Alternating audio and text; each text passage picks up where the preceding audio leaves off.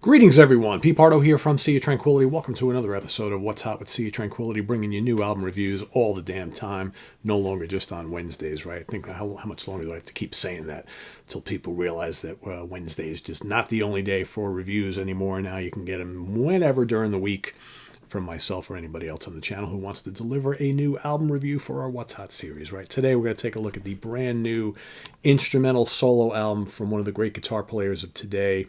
His name is Ron Thal, otherwise known as Bumblefoot. The album is Bumblefoot Returns. Yes, indeed. Some pretty striking cover artwork. It's kind of very futuristic sci-fi video game looking, kind of like maybe an ode to the old Boston albums, right? You got this spaceship shaped like a double neck guitar, right? Very, very cool stuff here. And let's take a look at the booklet. And by the way, this is his first all-instrumental solo album since The Adventures of Bumblefoot, his 1995 debut on Shrapnel Records. Of course, that was 30 years ago, right? So here, just basically a little poster, shot of Bumble, and a cool spaceship thing. Credits. Let's see. We got, obviously we've got Ron on guitars, but there are some guests on here who play all sorts of things. I think, he's doing a lot of the, let me just see here, who's doing like drums and stuff like that. You got guys like Jerry Gaskill playing drums and, keyboards by Derek Sherinian. Bumblefoot's doing, I believe, all bass and guitars. But we've got 14 new tracks. It's just about an hour long. I think it's like 59 minutes and change. So it's a little on the long side, right? So if you're a fan of instrumental music, but you prefer 40 or 45 minutes, you get a little bit extra on here. Starts off, right off the bat, it just kicks complete ass. It's got this song called Simon in Space, which is using either 7 or 8 string guitar, and it's like down and heavy and sounds like a Meshuggah song. Just like I'm playing this thing, and I'm just kind of like, man, that intro is just like it could have come off of any Meshuggah album. It's got the whole using the counterpoint and all these polyrhythms and things like that. It's got some spacier stuff going on too as well, but man, it's just brutally heavy and really, really good. I love it. It's called Simon in Space. Next track, Planetary Lockdown's got similar type of elements, but great lead guitars, a lot of different cool effects and layers and textures and things like that. Excellent song. I think my favorites are the first 2 tracks. They're just out of the gate. Simon in Space and Planetary Lockdown are crazy. Then on track number 3, you get a song called Moonshine Hootenanny, which is more of this kind of like Dixie Dregs, like Steve Morse type of thing, funny, like countrified licks mixed with hard rock. It's loads of fun.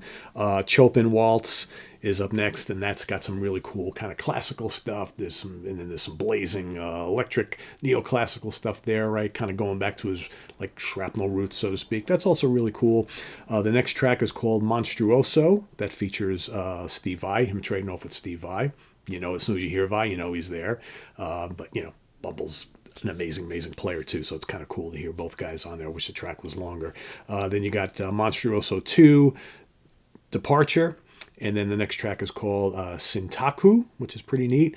Once and Forever is up next, and that's more of a bluesier track featuring some dueling guitars with Brian May from Queen. It's always cool to hear Brian anywhere, which is kind of neat. It's a pretty good bluesy track. You got the mellow but very beautiful Andalusia, which is up next.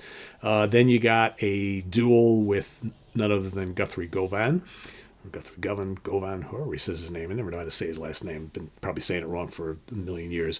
That's called Anvishana. That's pretty amazing. That's, again, just cool, shreddy, but tasty stuff. I like it quite a bit. Then you got Funeral March, which features Ben Karras.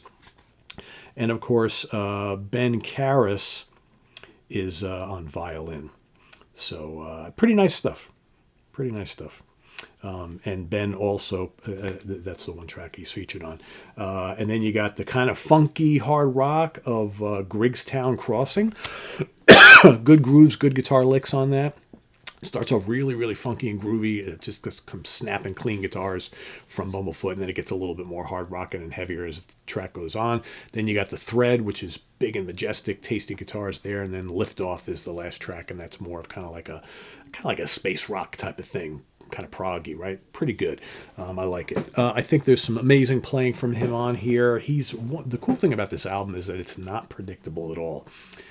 Basically, almost on every song, you're getting like a totally different feel from the track before, and there's a cool mix of like hard rock and little bits of metal, and there's some like fusion-y bits. There's some, like I said, some of the country type stuff. There's little classical, neoclassical things. There's blues. I mean, there's a little bit of everything, and he can kind of fit in just about any bucket, right? And no matter who he's got playing on here and guesting, brings out the best in them, and he's right up there with them. So it's really good stuff. I mean, this is a guy who, I mean, yeah, he spent, in their down years, spent a bunch of years in Guns N' Roses, right? He has done, Sons of Apollo and Whom Gods Destroy now, and he's got a whole bunch of solo records. This is by no means one of his few solo albums. He's got quite a few. He's been fairly prolific, although they're more vocal oriented, right? Really good singer too. I happened to see him playing in Asia a couple of years ago, and he was doing most of the lead vocals. Really great singer as well. So if you haven't given him a chance as a vocalist too, he's very strong there. So yeah, this is a really good album. I enjoy it quite a bit. I'm going to give it 4 out of 5 star. I think the more I listen to it, the more I like it, the more it reveals itself. Like I said, there's a lot of variety here. It's not a one-trick pony. It's not a 14-track shred fest.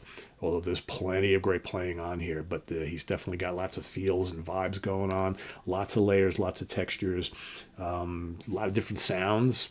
Plus you got the guests on here, which add some additional spice, which is kind of nice. So yeah, I dig it quite a bit. I love the cover art.